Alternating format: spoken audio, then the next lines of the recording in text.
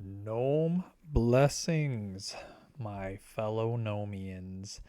This episode is going to be for anyone who's stood at the edge of their beliefs and thought, I don't really know what to believe anymore. Maybe you were raised in a certain faith and started questioning it. Maybe you've gone through phases, tried on different spiritual paths, only to feel like none of them really quite fit. Or maybe you've just lived long enough to realize that belief isn't something you can force into a box. It moves, it changes, it expands. I've gone through a lot of phases in my life, religiously, spiritually, philosophically. I've felt everything from certainty to skepticism to awe. And what I've found over the years is not knowing isn't a weakness. It's a sign that you're still growing, still seeking, still alive to the mystery. So, in today's episode, I'm going to share my personal journey, how my beliefs have evolved over time from early brushes with Christianity to exploring Satanism and atheism to diving headfirst into ufology, paganism, metaphysics, and eventually creating the Church of Gnome as a place where people of all beliefs and backgrounds can come together, not because we all agree, but because we all wonder. And before we dive into that, I want to take a moment for an update because over the last handful of weeks, a lot of you have asked me why the Gnome Folk Natural links stopped working.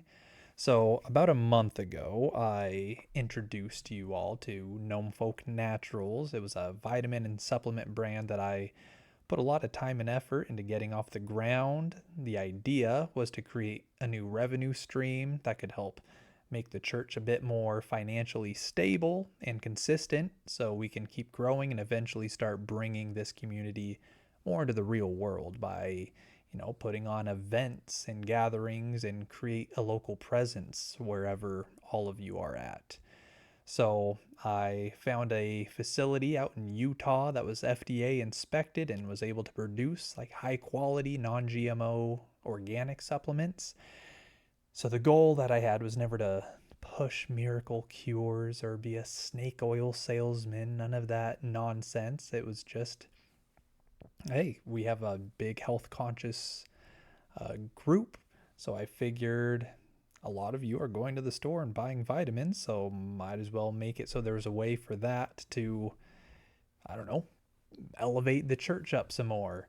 So I'd say about 90% of people were super into it. They understood what I was trying to do and could appreciate it. But then there was probably about 10% of people who very vocally were not a fan of it. And, some of them were very understandably cautious. They'd seen spiritual communities turn into sales machines and watch leaders push whatever questionable products that came to mind. And others just don't like the idea of mixing commerce and spirituality. Um, but a reoccurring thing, even amongst those who weren't a fan of it, was like, hey, this is a great idea, but maybe it shouldn't be like directly intertwined with the church. So while most of the feedback was very respectful and, I took it all in, I decided, even with that percent of people that were not a fan of it, I just took it all down. Figured it's not worth it. I'm not trying to put people off or anything. That wasn't my intent. So, I did that, and ever since then people have been asking me like, where'd that go?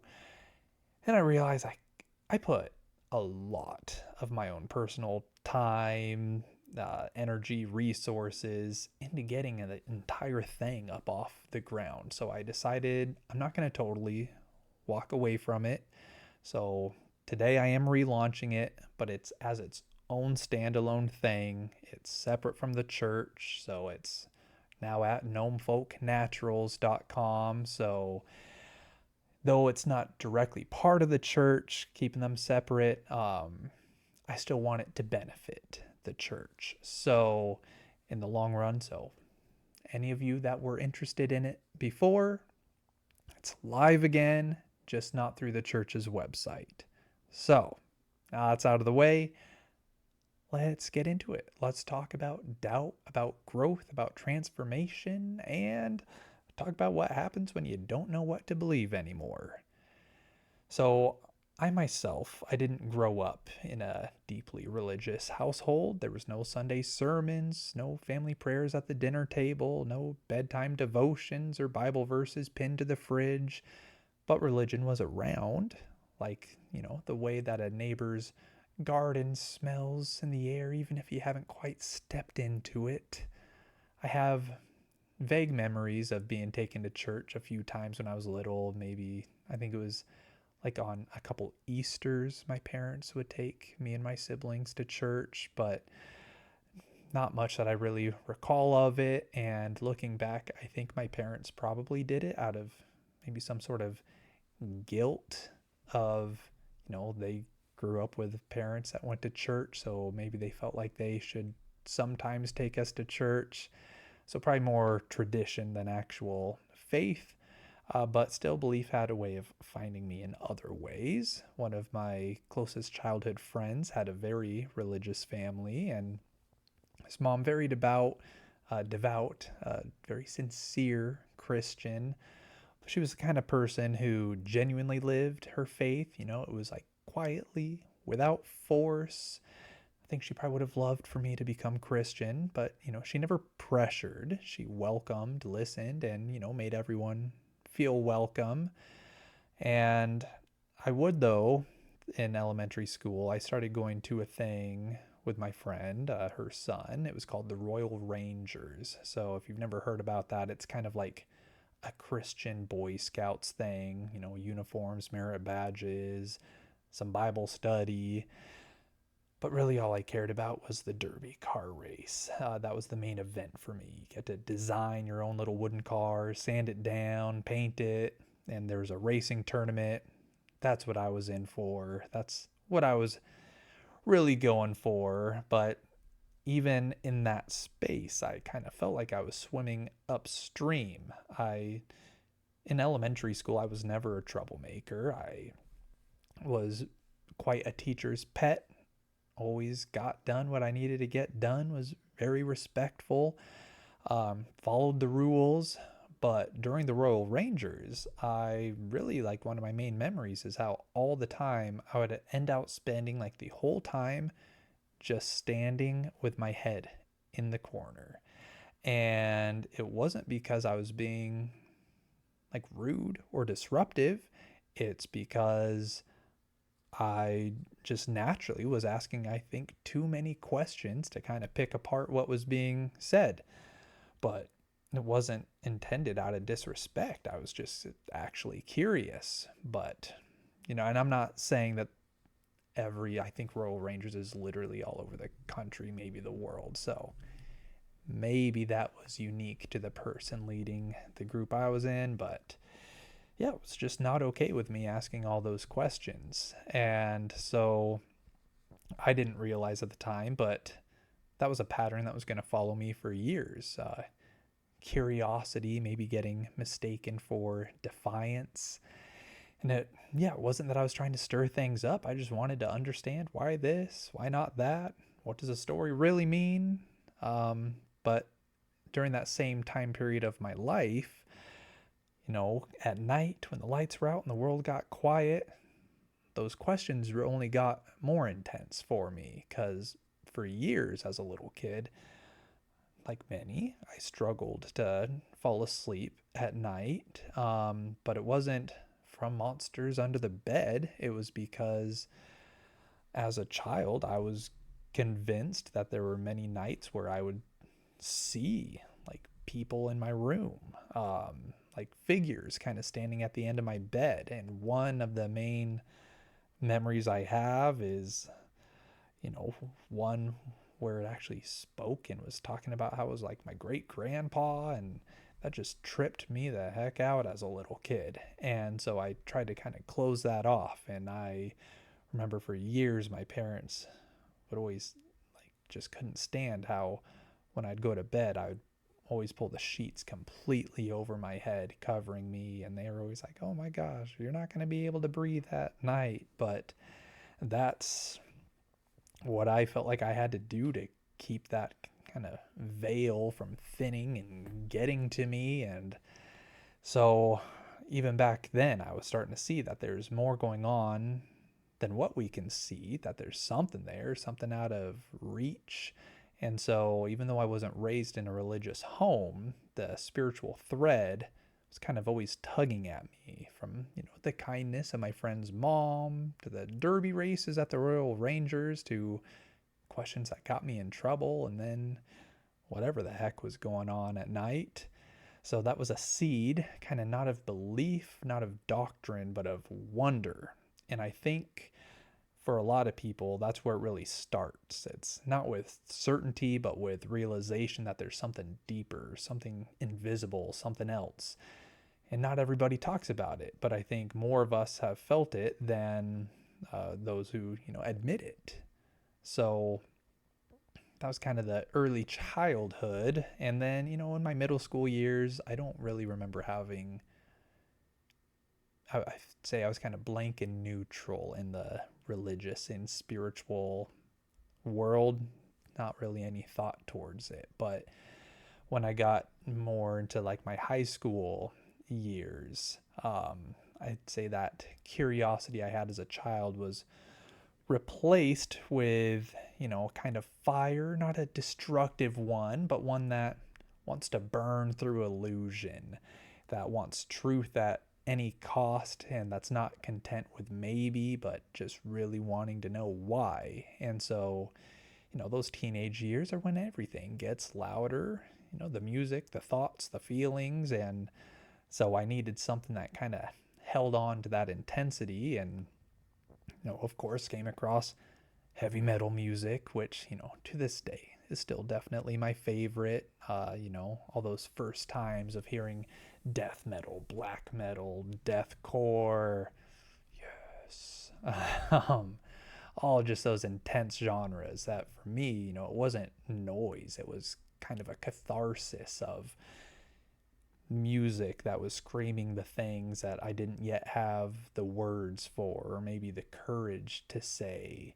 And then around that time is when I came across Marilyn Manson, who was my favorite during all those years. So, but it wasn't just the music, it was the interviews, the autobiography, the performance of it all. He wasn't just a shock artist, he was sharp. And I watched him in many interviews just completely dismantle accusations from televangelists and politicians and people who blamed him and others like him for everything wrong with the world, from teen violence to moral collapse. And yet here he was responding not with profanity or chaos, but with calm, brutal logic, with a clarity that made people uncomfortable. And that fascinated me. I saw something I hadn't seen in religion, the ability to like really critically think, to ask questions, to point out hypocrisy and call it all what it was. And so over time, I started to kind of feel like everything I'd seen tied to God had come from a rule book, a threat, a veil of judgment. And now here was someone flipping that whole narrative inside out. So the more I looked around, the more hypocrisy that I saw. Religious leaders, living in mansions while preaching humility, churches preaching love while actively excluding people for who they loved, the Westboro Baptist Church protesting at military funerals with signs. Some of you probably know what their signs really said, but basically that God hates you. And if a God who is, supposedly love, like how could that God ever actually hate someone for just existing? So I wasn't just becoming skeptical of religion, I was kind of angry towards religion. And so that anger, I guess, maybe needed a home. I wanted, something where I wasn't the only one thinking that way. And that's when I found the Church of Satan. And so before some of you hearing that really lose your mind, a lot of people don't realize that the Church of Satan actually has nothing to do with worshiping the devil or sacrificing goats and all that. It's a very atheistic belief where, there's really nothing supernatural. And so what drew me into it at that age and that time in my life was just this unapologetic philosophy of being responsible for your life, that you're accountable for your own actions, and You can't blame demons or ask angels to fix things. You have to handle life yourself. So that was at that time a radical departure for me from the ideas of sin and salvation that I'd seen kind of shadowing the edges of my childhood. There were no confessions or saviors, and that felt empowering to me. I liked the darkness, the aesthetics, the inversions of it all. And so, at that time of my life, so your standard teenager of nothing but black heavy metal shirts, and wasn't ever trying to actually scare people. I was just, I think, maybe trying to reclaim something, my own voice, my mind, my right to ask questions without being sent to that corner. And even during that time though, where I wore that identity like a badge, I knew kind of deep down that wasn't the end of the road. Because for all of the logic and empowerment for me, Satanism didn't really leave any room for mystery. And, it was very hard line with atheism. It said, this is it. What you see is what you get. There's no beyond. And, yeah, I felt like I had experiences where I had seen or felt some of the beyond, experienced moments that logic couldn't fully explain. And so that didn't really make sense to me to throw all that away just because it didn't fit into a measurable worldview. So, I started kind of feeling those edges of discomfort again, but not from outside judgment, from my own inside tension. That, what do you do when you're too skeptical to believe what you're told, but too open-hearted to believe in nothing? I didn't know yet, but I knew that I needed to keep going. So I took what I learned, critical thinking, self-responsibility, discernment, carried it with me, but I kind of left that armor behind. And because underneath it all, I still had questions and wonder, and still had something inside me that was, really calling that, there's still more out there. So leaving behind hardline atheism, it wasn't necessarily a clean break. It wasn't just that one day I stopped identifying that way and then the next day lit up a bunch of incense and started meditating in a forest. It's slower than that, more subtle, kind of like a frozen lake beginning to thaw. It's not a dramatic crack. It's just subtle shifts until, eventually you notice that the surface is moving again. So, once again, it kind of started with questions, not the combative kind that I had in those teen years, but more gentle ones like, what if and why not, all that. And so I started poking around kind of outside the boundaries of logic, looking into paganism, Wicca, earth-based spirituality, the idea that nature itself could be sacred. That resonated with me. That spirituality didn't need to come from a pulpit. It could come from a mountain, a river, a breath, a seed. I realized I didn't need to have a label for myself anymore. I didn't need to belong to any sort of spiritual camp or a defined set of beliefs. I just needed to stay open. And that's really when everything started to expand for me. I started reading about ufology, and at first it was fascinating, strange, a little taboo. But the deeper I went, the more it began to shift something in me. Not just the stories of the flying discs and government cover-ups, but the real questions underneath them of what else is out there? What dimensions are we missing? What if the other side isn't up or down, but sideways? I started learning things about string theory, multiverses, non-local consciousness, the kinds of things that sound like a science fiction until you realize that there's actual physicists exploring them. It's not all just like weird woo-woo stuff. It's math and possibility. And, then I had my own UFO experience. And, at that moment, something inside me really unlocked. I remember thinking, not really in words, but a more kind of deeper, full body knowing that there really is so much more going on here than we understand. And it wasn't a moment that gave me answers, but maybe a moment that gave me permission inside myself to stop needing everything to be provable and to more trust in what I felt or see or experience myself. And, then I went to my college years and dove into it even further, and I studied all the different world religion classes that I could get into, philosophy of religion classes, and all sorts of that sort of stuff. And for the first time, I stopped looking at religion purely through the lens of what it had done wrong and started seeing what it had done right, and how every tradition had something. It had a thread, whether it was compassion, service, devotion, presence, surrender, reverence, wonder. Each belief system was a different language that was trying to say kind of the same thing. There is more, and we all belong to it. I started to get into meditation, not because somebody told me to, but because I realized that silence and stillness was good for me. And in those quiet spaces, I began to feel something that, I hadn't felt in a while, a real inner peace, not the peace of knowing, but a peace of not needing to know, but still wanting to. Started read books like Biocentrism, which bridges physics, consciousness, and metaphysics in ways that made me feel like science and spirituality aren't opposites, but maybe just two different fingers pointing at the same place. And all the while, I started to soften up a little bit, started seeing more of the good in people that I was writing off, realized that the most angry, judgmental, or bitter people are often the ones who are just the most hurt, and that nobody's beliefs or lack of belief can be understood until you really know the full story beneath the person. And throughout all this, there was a presence that kept following me patiently, quietly, almost as if waiting for me to notice. Gnomes. So here's where we get weird, guys.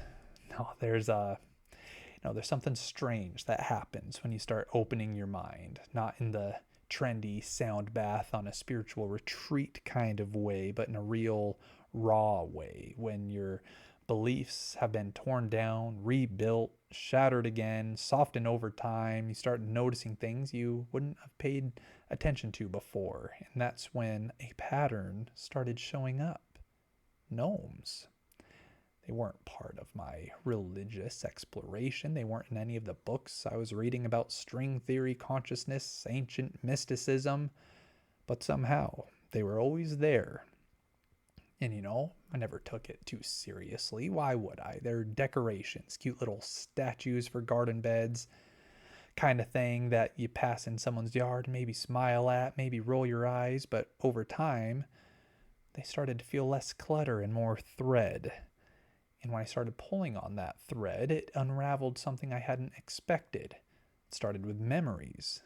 As a kid, I spent a lot of time at my grandparents' house. I helped in the yard, mowing, weeding, watering, and every single time they would come out and make sure I knew to not break their gnome. It was almost like a running joke, but with some seriousness beneath it. They'd move it out of the way before I'd start working, like it was fragile, but more than that it was sacred in its own unspoken way. And at the time, I didn't think much of it. It was just part of the routine. But looking back now, I can see how even then gnomes were treated with, kind of a quiet reverence. And then fast forward to when I was 15, immersed in my black metal shirts and long mohawk. My friend and I, we were driven by equal parts mischief and creativity, and we decided to liberate a gnome from somebody's yard and leave a ransom note telling them to leave a bag of jelly beans at a certain part at a local park if they ever wanted to get that gnome back. They never brought the jelly beans, so I do still have that gnome. And, that might have been the end of it, but I inadvertently set off a chain reaction that I could have never predicted and that has followed me my entire life. So then we get to my 16th birthday, and my friends pulled off something quite unforgettable.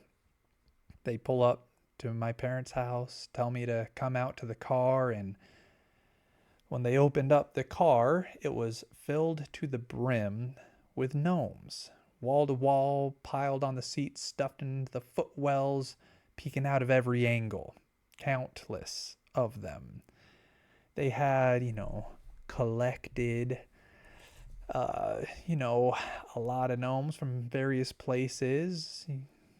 We don't need to go into the ethics of it, but from that day, gnomes really became my thing. A joke at first, but it's a joke that never ended.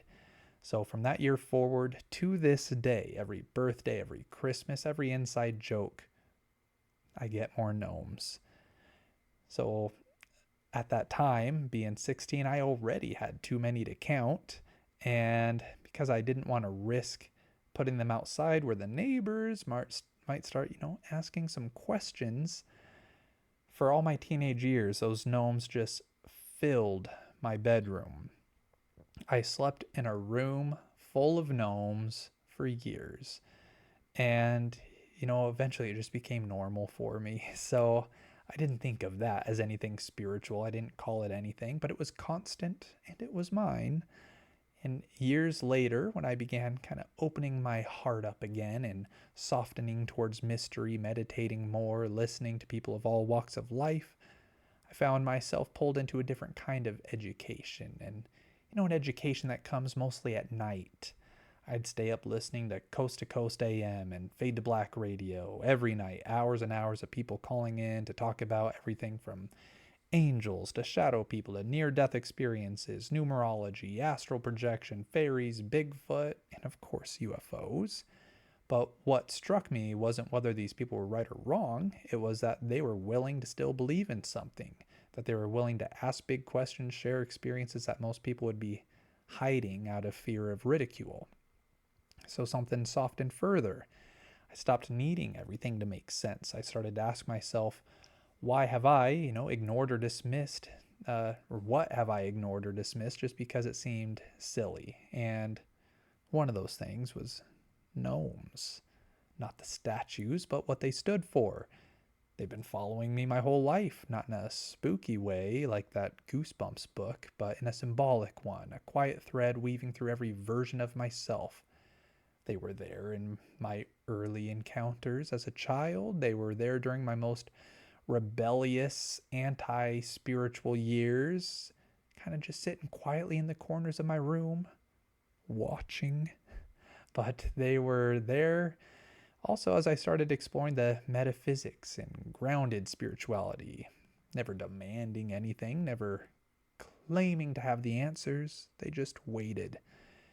So the more I looked into the lore, the more I realized gnomes are guardians, caretakers of the earth, stewards of hidden realms, representatives of the in-between, between science and magic, seen, unseen, ancient myth and modern metaphor, rooted in folklore across the world. While their stories vary, the heart of them remains the same.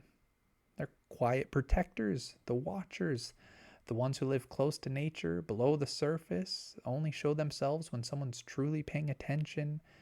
And I started to see them more as, my childhood joke or a collector's item, but more of a symbol of everything I was trying to hold in balance. The rational and the intuitive, the scientific and the sacred, the playful and the absurd and the profound. So while the world is trying to sometimes make it feels like you're being pushed to choose left or right, believer, skeptic, spiritual, secular, gnomes just smile quietly and remind you that you don't have to pick a side. You can live in the mystery. You can hold questions without needing conclusions. And maybe that's what they were teaching me all along. That belief doesn't have to look like doctrine. Sometimes belief is just staying open. Sometimes it's knowing there's something sacred about small things, about care, stewardship, listening. And maybe, just maybe, what we call folklore is a language we haven't fully learned to read yet.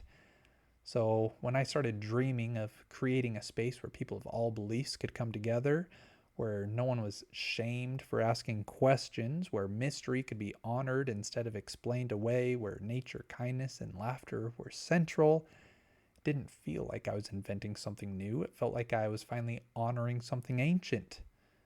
Gnomes didn't demand my belief, but they held it through every phase, every shift, every story. When I stopped running from that, maybe that's how the idea of the Church of Gnome came to be. So, at a certain point in my journey, something started to crystallize, not in the form of answers, but in the shape of a question. What if belief isn't about being right? What if it's about being in relationship with the world, with each other, with mystery itself? It's easy to think of belief as a destination, something we arrive at, something we defend. But what I've come to realize is that belief, real, lived belief, is more like a garden. It has its seasons. It requires care. It asks us to pull weeds, to let some things die, plant new seeds, and whether your garden has looked the same your whole life or whether you've torn it up and replanted it a dozen times, it's still yours and it's still sacred. So for me, the Church of Gnome didn't start with certainty. It started with an ache to belong somewhere that didn't demand I fit in a mold, a place where we could hold questions without flinching, hold joy without shame, hold contradictions without trying to fix them. And the more I reflected, the more I realized it's not just my ache, it's one so many people carry, whether they're changing their beliefs or holding fast to them. Some people hold on to their faith like it's a lighthouse in a storm. Others let go, not because they stopped caring, but because the light that once guided them no longer matches the shape of their soul. And both of those people deserve somewhere to be, together. So the Church of Gnome isn't about replacing belief, it's about honoring it, all of it. The belief you've carried your whole life, the belief you've only just started to name, the belief that doesn't quite fit anywhere, or the belief that's more feeling than statement. It's about creating a space where seekers and sages can sit at the same table.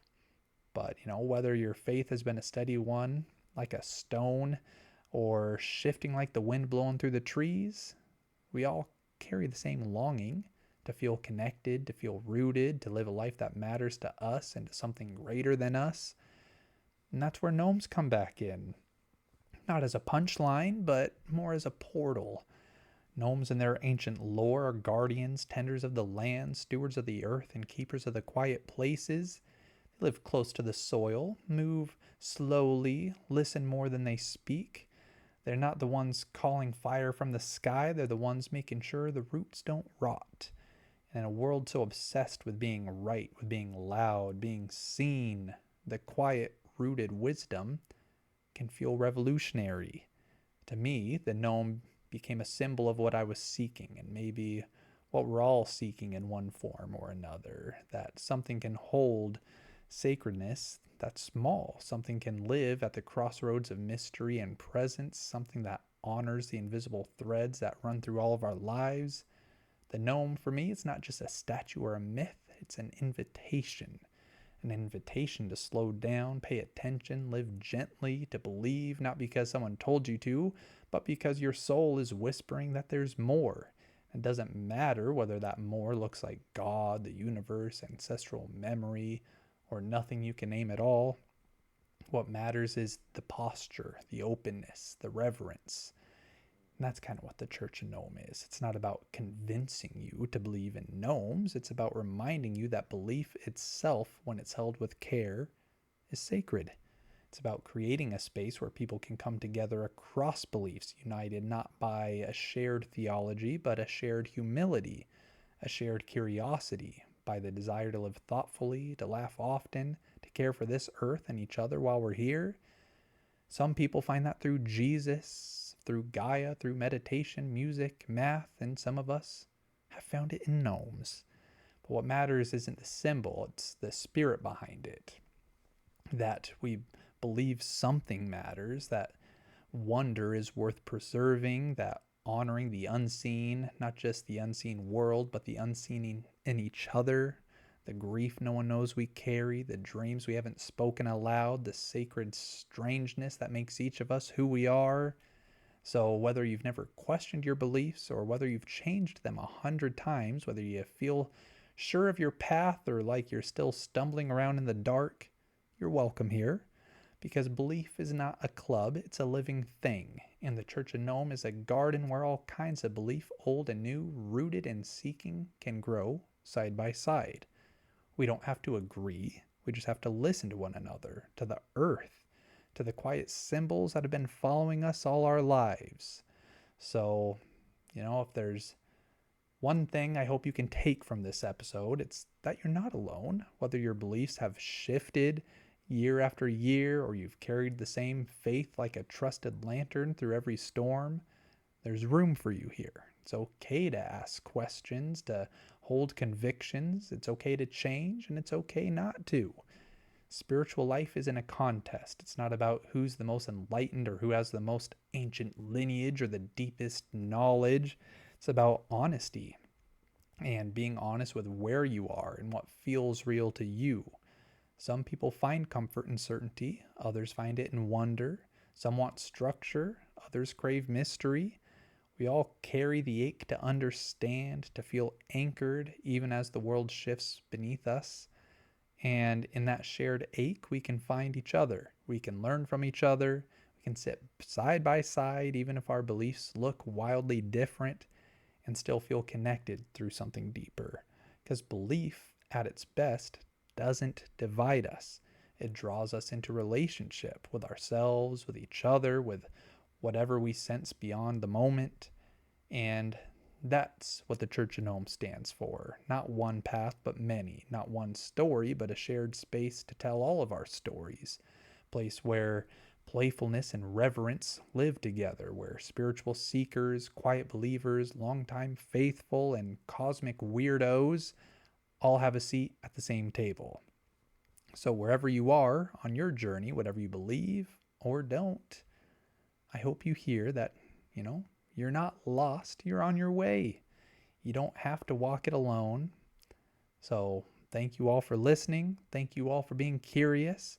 And thank you for holding space for me, for yourself, for this community that we're all building together. So until next time, Gnome blessings.